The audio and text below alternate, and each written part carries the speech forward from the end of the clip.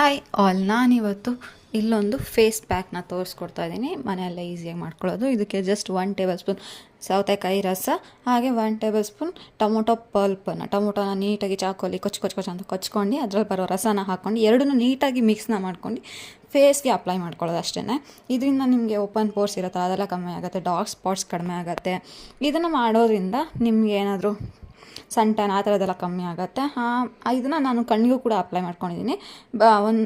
ಮಿಕ್ರೋ face ಪ್ಯಾಕ್ನ ಕಣ್ಣಿಗೆ apply ಮಾಡಲ್ಲ, but ಇದನ್ನು ಅಪ್ಲೈ ಮಾಡ್ಕೊಂಡು, ಯಾಕೆ ಡಾರ್ಕ್ ಸರ್ಕಲ್ ಕಡಿಮೆ ಆಗುತ್ತೆ ಅನ್ನೋ ಕಾರಣಕ್ಕೆ. ಇದು ನೀವು ವಾರದಲ್ಲಿ 2 ರಿಂದ 3 ದಿನ ಮಾಡೋದ್ರಿಂದ ಒಳ್ಳೆ ರಿಸಲ್ಟ್ ಸಿಗುತ್ತೆ ನಿಮಗೆ.